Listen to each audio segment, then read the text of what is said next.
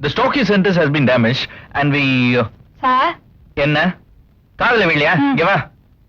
The stocking centers has been damaged and we hope you will replace damaged goods and போ போ போ போலியா. என்னம்மா ஒரு ஆம்பளை இப்படி உட்கார்ந்திருக்கேன், கொஞ்சம் கூட இது இல்லாம ஒரு சேஃப்டி பின் குத்திட்டு வந்தா எவ்வளவு சேஃபா இருக்கும். Thanking you. இதெல்லாம் கொஞ்சம் டைப் பண்ணி கொண்டு வந்துறியா? சரி சார். Very good. ஆவா எக்ஸ்கியூஸ் மீ, இதெல்லாம் விழுந்துருச்சு கை தவறி.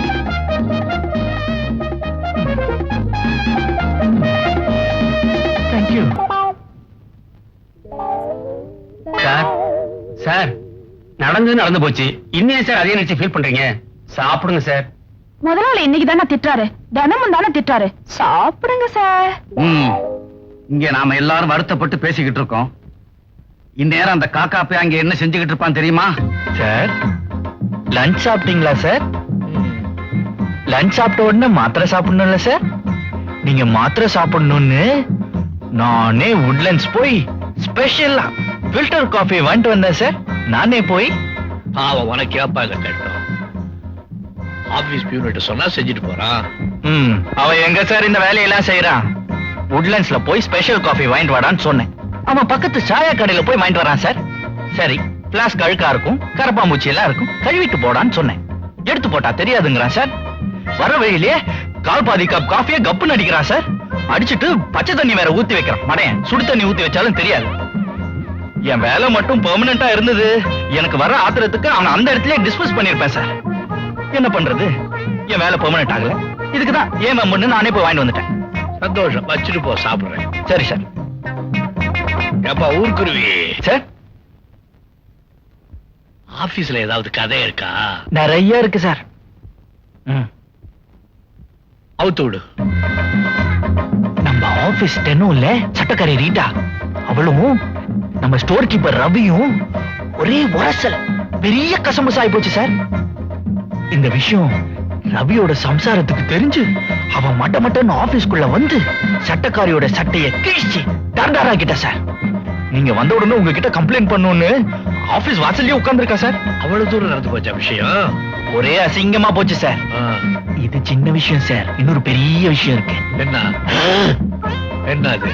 நீங்க ஆபீஸ்க்குள்ள வரும்போது சிரிக்காத சிங்கம் வருதுன்னு எல்லாம் கேலி பண்றாங்க சார். என்ன? ஆமா சார். என்ன படுபாவீங்களா இப்படி எல்லாம் அவளை பத்தி சொல்றீங்கன்னு கேட்டா பட்டா காக்கா அப்படின்றாங்க சார். என்ன சார், நான் உங்க காக்காவா? நான் உங்ககிட்ட எவ்வளவு சின்சியரா இருக்கேன். கிழக்கானப்பா, எல்லாரும் ஒரே மாதிரியா இருப்பா. இந்த 5 பேர்ல ஒரே மாதிரியா இருக்கு. நீ போய் வேலையை பாரு. அதை விட அவர் என்ன செய்யறான்னு கேட்பாரு. அதுதான் சரி. அவன் பழனியாண்டி வேலையில கரெக்டா இருக்கீங்க. 1 மணிக்கு சாப்பிடணும், 3 மணிக்கு டீ குடிக்கணும், 5 மணிக்கு வீட்டுக்கு போகணும். நீ தாயா கரெக்டான தொழிலாளி. இது ஒரு காரணம். ஒருத்தன் சாஞ்சபடி அப்படி என்னதான் அந்த ஃபைல்ல ஆராய்ச்சி பண்றானோ, அதுக்கு மேல அவனை பத்தி ஆராய்ச்சி பண்ணாத. ஏன் உன் தலை என் தலை மாதிரி ஆயிடும். அடைச்சி டீ குடியா.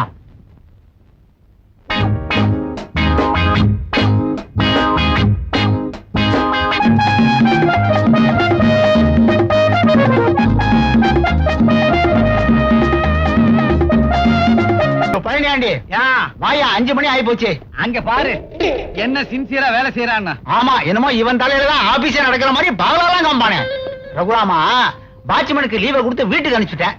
அதனால நீயே ஆபீஸ்ல இருந்து வேலையெல்லாம் முடிச்சிட்டு ஆபீஸ பூட்டி சாவி எடுத்துட்டு வா. பேனாவில இங்கு இருக்கிற வரைக்கும் எழுது, அதுக்கப்புறம் படுத்து தூங்கு. முறைக்கிறான்.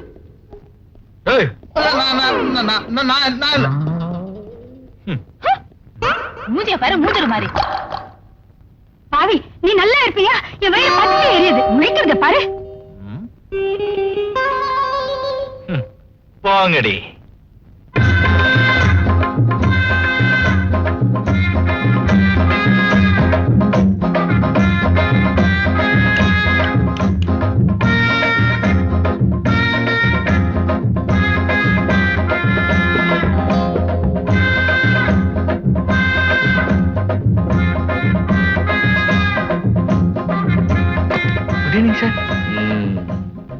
மணி 5 அடிக்கல, அதுக்குள்ள எல்லாரும் போயிட்டாங்க.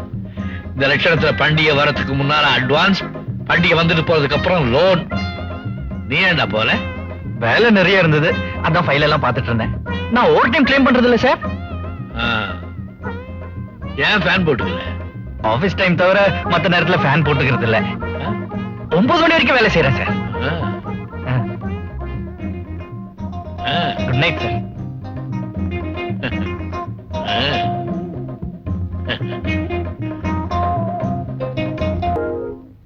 I'm sorry boss. உங்க முன்னாடி நான் எப்பவும் நடிச்சுக்கிட்டே இருக்க வேண்டியதா இருக்கு. நான் என்ன பண்ணுவேன்? என்ன நம்பி ஊர்ல எங்க அப்பன் டசன் கணக்குல பெத்து வச்சிருக்கான். ஒரு ஸ்கூலே நடத்தலாம், அத்தனை உருப்படி இருக்கு. அதனால எனக்கு வேற வழி இல்ல.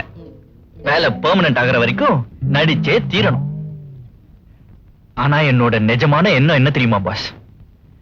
எப்படியாவது உங்க இதயத்துல இடம் பிடிச்சு நல்ல வசதியாயிடணும். உங்களுக்கு அப்புறம் இந்த சீட்ல நான் தான் உட்காரணும். வரட்டா? டைம் ஆயிருச்சு. எனக்கு ஒரு காதலி இருக்கின்ற.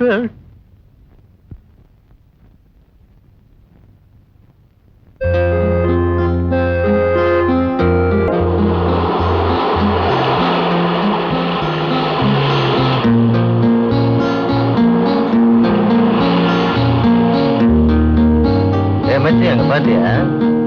சூப்பர்ரா. வா.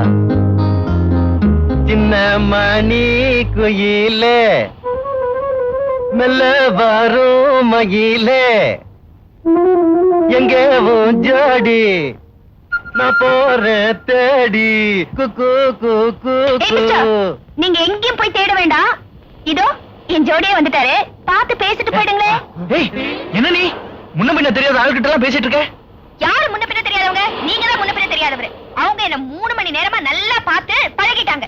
பாத்தியா பாத்தியா, கொஞ்சம் லேட்டா வந்ததுக்கு இப்படி கோச்சுக்கிறீங்க. கொஞ்சம் லேட். பாருங்க. என்னது இன்னைக்கு இவ்வளவு சின்னதா இருக்கு? சீக்கிரம் வந்துட்டனா? வை, என்ன பண்றது வை? என் வேலை அப்படி இன்னும் பெர்மனன்ட் ஆகல. அதுக்காக எங்க முதலாளிய காக்கா பிடிக்கிறதுக்கே நேரம் சரியா இருக்கு. வை, பீச்ல உன் பக்கத்துல உட்கார்ந்து இப்படி உரசும் போது எப்பவும் இப்படியே இருக்க மாட்டோமான்னு தோணுது. ஆனா பிராக்டிக்கலா அது முடியுமா? கால் வயிறு கஞ்சிக்கு வழி இருந்தாதான் காதலே. முடிஞ்சதா? புராணம். காசு கொடுத்தா வாங்குனீங்க? இன்னைக்கு நான் என் பாஸ் காதல சுத்தினதுல மீதி.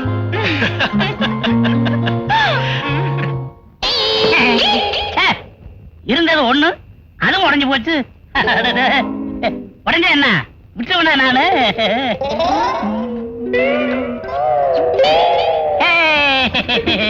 என்னப்பா இது சின்ன குழந்தை மாதிரி விளையாடிட்டு? நான் மட்டும் தான் சின்ன குழந்தையா? நீ தான் சின்ன குழந்தை மாதிரி பொறுப்பு இல்லாம தினமும் ஆபீஸுக்கு போயிட்டு லேட்டா வந்துட்டு இருக்கிற. நான் என்னப்பா செய்யறது? ரகுவை சந்திச்சுட்டு வரதுக்கு இவ்வளவு லேட் ஆயிடுது. ஆமா, பொல்லாத ரகு காதலியை சுத்திக்கிட்டு காதலம் தெரியவான்னு நான் கேள்விப்பட்டிருக்கிறேன். இங்க என்னடானா அவனை சுத்திக்கிட்டு நீ திரிகிற. உன் சேலையை சுத்திக்கிட்டு நாயா அலைய வேண்டியவன் வேலையை சுத்திக்கிட்டு பேயா அலையறான். எதுக்கும் அவங்கிட்ட கொஞ்சம் ஜாக்கிரதையாவே இரும்மா. அப்பா, நீங்க அவரை தப்பா புரிஞ்சுக்கிட்டு இருக்கீங்க. ரகு என் மேல உயிரையே வச்சிருக்காரு. He is a very practical man. காதல்ங்கிற பேர்ல ஷோ பண்ணாம என்ன மனசார விரும்புறாரு. வாழ்க்கையோட கஷ்டத்தை தெரிஞ்சு நடக்கிற பொறுப்பான மனுஷன். I believe him.